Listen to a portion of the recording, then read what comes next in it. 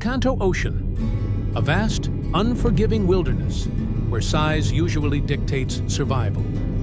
Here, the Sharpedo hunt in packs, and the Tentacruel drift like toxic ghosts.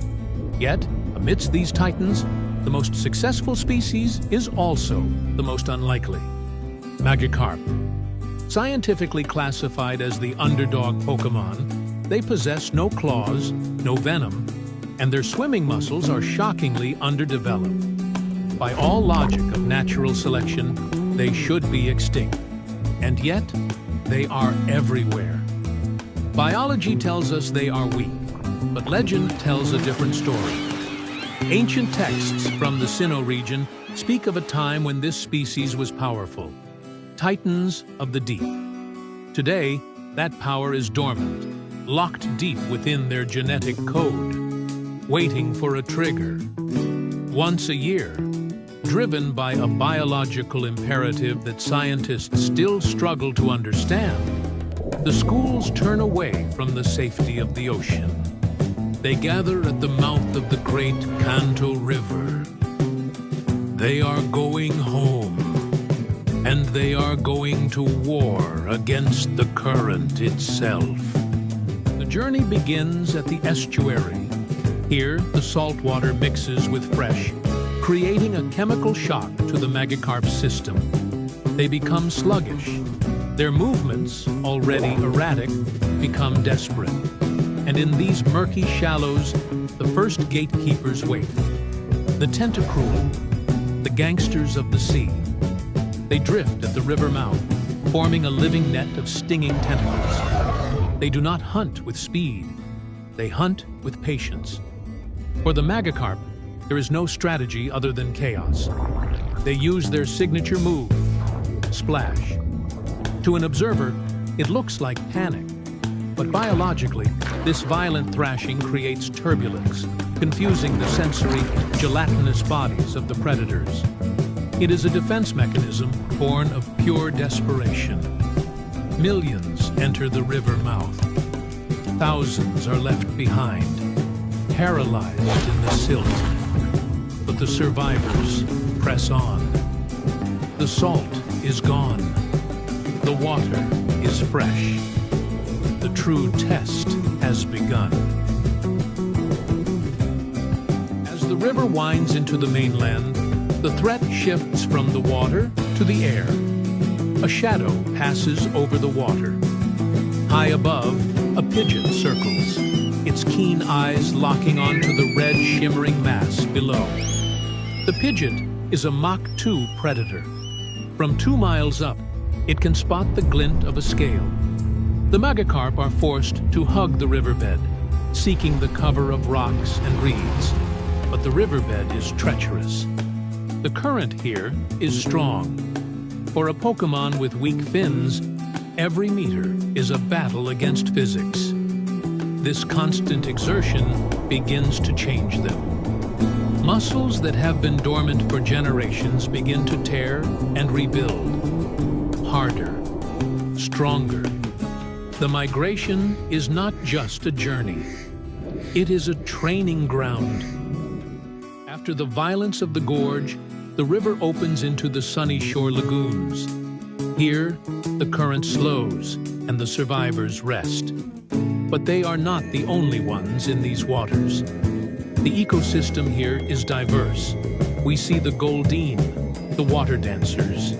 Graceful and elegant, they watch the clumsy Magikarp with what can only be described as indifference. The Goldeen are born beautiful.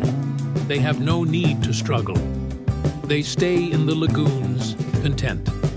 And hiding in the muck, the Phoebus. They share a similar fate to the Magikarp, ignored, ridiculed for their appearance. But the Phoebus choose to hide, waiting for beauty to find them. The Magikarp chooses a different path. They do not hide. They advance. Legend says that Magikarp are drawn to the waterfall by a dragon pulse, a resonance that only they can hear. It calls to the dragon dormant within their DNA. While the slowpoke sleep and the Goldeen dance, the Magikarp restless energy pushes them forward. They cannot stay. They are running out of time. The final stretch before the falls is the deep blue. The water here is cold, fed by mountain snowmelt, and it is the territory of a true river monster, the Feraligatr. Unlike the Ursaring, who waits on land, the Feraligatr enters the Magikarp's world. It is faster, stronger, and relentlessly aggressive. It charges the school, scattering them. Here, we see the change. The Magikarp are no longer just splashing. They are tackling. They are using the currents, banking off rocks, showing agility that was impossible weeks ago. The migration has forged them into something harder. They are no longer prey. They are survivors. They have arrived. The Dragon's Gate, a vertical wall of thundering water that separates the river from the sacred spawning grounds above. To scale this is a violation of physics, and yet, one by one, they leap. It seems futile, a tragedy of instinct. They leap, they fail, they smash against the rocks and fall back down. But they do not stop.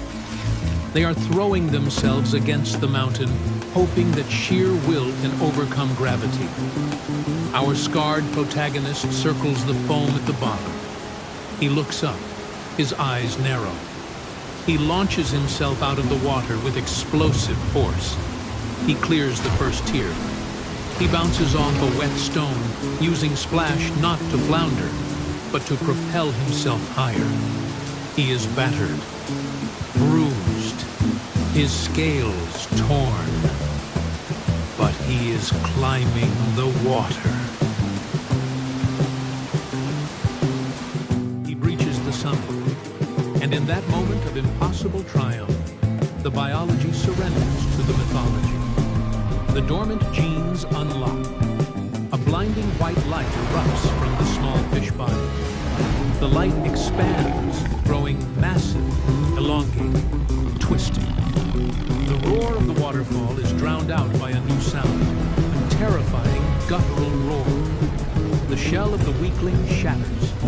The beast within is released.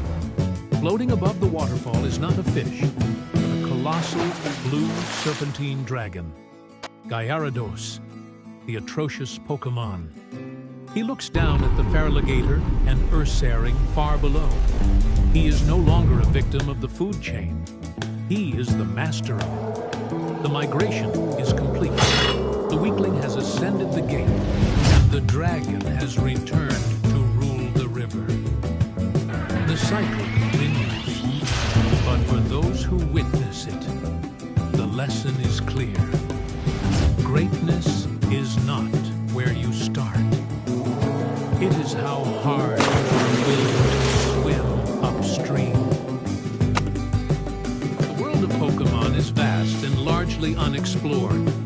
To ensure you never miss a rare sighting, subscribe to the expedition today.